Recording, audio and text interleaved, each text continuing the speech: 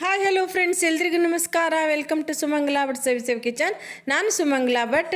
ಈ ವಿಡಿಯೋದಲ್ಲಿ ನಾನು ಖಾರದ ಎಲೆ ಹೋಳಿಗೆಯನ್ನು ತೋರಿಸ್ತಾ ಇದ್ದೀನಿ.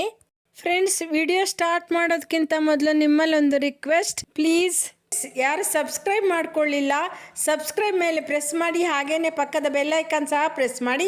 ಆಗ ನಾನು ಹಾಕಿದ ಹೊಸ ಹೊಸ ವಿಡಿಯೋಗಳ ನೋಟಿಫಿಕೇಷನ್ ನಿಮ್ಮ ಮೊಬೈಲ್ಗೆ ಬರುತ್ತೆ. ಆಗ ನಾನು ಯಾವ ವಿಡಿಯೋ ಹಾಕಿದ್ದೀನಿ ಅಂತ ನಿಮಗೆ ತಕ್ಷಣ ತಿಳಿಯುತ್ತೆ. ನಿಮಗೆ ಇಷ್ಟ ಆದರೆ ಅದನ್ನು ನೋಡ್ಬೋದು, ಕಲಿಬೋದು, ಅದು ಮಿಸ್ ಆಗೋದಿಲ್ಲ.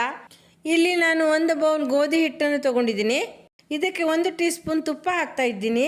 ಇದನ್ನು ಚೆನ್ನಾಗಿ ಮಿಕ್ಸ್ ಮಾಡ್ಕೊಳ್ಳೋಣ. ಈ ರೀತಿ ಹಿಟ್ಟು ಮತ್ತು ತುಪ್ಪ ಎರಡನ್ನೂ ಚೆನ್ನಾಗಿ ಮಿಕ್ಸ್ ಮಾಡ್ಕೊಳ್ಬೇಕು. ಇದು ಚೆನ್ನಾಗಿ ಈಗ ಮಿಕ್ಸ್ ಆಗಿದೆ. ಸಣ್ಣಗೆ ಹೆಚ್ಚಿದ 2 ಈರುಳ್ಳಿ ಹಾಕ್ತಾ ಇದ್ದೀನಿ.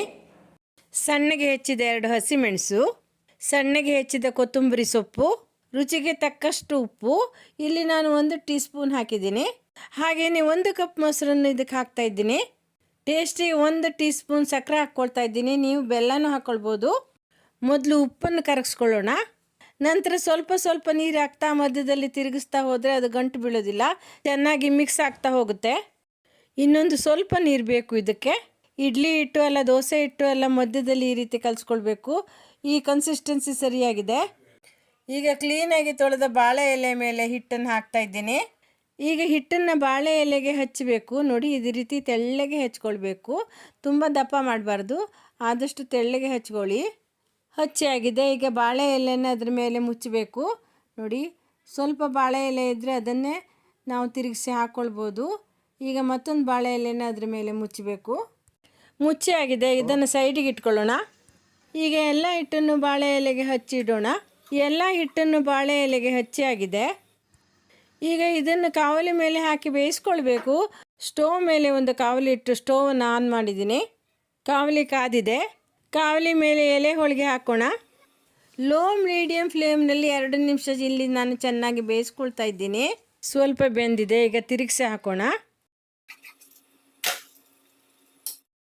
ಬೇಯ್ತಾ ಬರ್ತಾ ಇದೆ. ಕೊತ್ತಂಬರಿ ಸೊಪ್ಪಿಂದೆಲ್ಲ ಪರಿಮಳ ಬರ್ತಾ ಇದೆ. ಇದೇ ರೀತಿ ನಾವು ತಿರುಗಿಸಿ ಹಾಕ್ತಾ ಬೇಯಿಸ್ಕೊಳ್ಬೇಕು. ಈ ಖಾರದ ಎಲೆಯೊಳಗೆ ನೋಡಿ ಎಲೆ ಬಿಟ್ಟುಕೊಡ್ತಾ ಇದೆ. ಸಾಧಾರಣ ಬೇಯ್ತಾ ಬಂತು.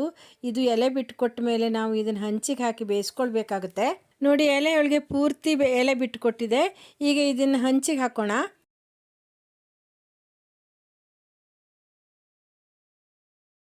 ಇದನ್ನು ಲೋ ಮೀಡಿಯಮ್ ಫ್ಲೇಮ್ನಲ್ಲಿ ಈಗ ಬೇಯಿಸ್ಕೊಳ್ಬೇಕು. ಹೈ ಫ್ಲೇಮ್ ಮಾಡಿದರೆ ಇದು ಸೀದು ಹೋಗುತ್ತೆ. ಈ ರೀತಿ ಸ್ವಲ್ಪ ಸ್ವಲ್ಪ ಹೊತ್ತಿಗೆ ತಿರುಗಿಸಿ ಹಾಕ್ತಾ ಇರಬೇಕು. ಆಗ ಚೆನ್ನಾಗಿ ಒಳಗಡೆ ಬೇಯುತ್ತೆ. ನೋಡಿ, ಎಲೆಯೊಳಗೆ ಚೆನ್ನಾಗಿ ಬೆಂದಿದೆ. ಇದನ್ನು ಈಗ ತೆಗೆದು ಬಾಳೆ ಎಲೆ ಮೇಲೆ ಹಾಕೋಣ. ಆಗ ಅದು ಬೆವರುವುದಿಲ್ಲ. ಅದೇ ರೀತಿ ಈಗ ಮತ್ತೊಂದು ಎಲೆ ಹೋಳಿಗೆಯನ್ನು ಬೇಯಿಸ್ಕೊಳ್ಳೋಣ. ಬಾಳೆ ಎಲೆಗೆ ಹಚ್ಚಿದ ಎಲ್ಲ ಎಲೆ ಹೋಳಿಗೆಯನ್ನು ಈಗ ಬೇಯಿಸ್ಕೊಳ್ತಾ ಇದ್ದೀನಿ. ಈ ರೀತಿ ಎಲ್ಲ ಎಲೆ ಹೋಳಿಗೆಯನ್ನು ಮಾಡಿಕೊಂಡು ಬಿಸಿ ಬಿಸಿ ಇರುವಾಗಲೇ ತಿನ್ನಬೇಕು. ಇದನ್ನು ಮಕ್ಕಳಿಗೆ ಲಂಚ್ ಬಾಕ್ಸ್ಗೆ ಹಾಕಿಕೊಟ್ರೆ ಇದನ್ನು ತುಂಬಾ ಇಷ್ಟಪಟ್ಟು ತಿಂತಾರೆ. ಇದು ತುಂಬಾ ಮೃದುವಾಗಿರುತ್ತೆ. ಹಾಗೆಯೇ ಮನೆ ಮಂದಿ ಎಲ್ಲ ಇದನ್ನು ಬೆಳಗ್ಗೆ ತಿಂಡಿಗೆ ನೀವು ಮಾಡಿಕೊಟ್ರಂತೂ ತುಂಬಾ ಸೂಪರಾಗಿರುತ್ತೆ. ಎಲ್ಲರೂ ತುಂಬಾ ಇಷ್ಟಪಟ್ಟು ತಿಂತಾರೆ. ಸೈಡಿಗೆ ಚಟ್ನಿ ಹಾಕ್ತಾ ಇದ್ದೀನಿ. ಈಗ ಟೇಸ್ಟ್ ನೋಡೋಣ.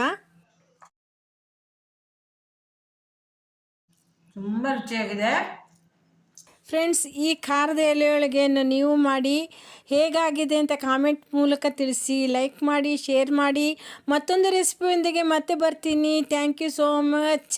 Take care. ಬಾಯ್.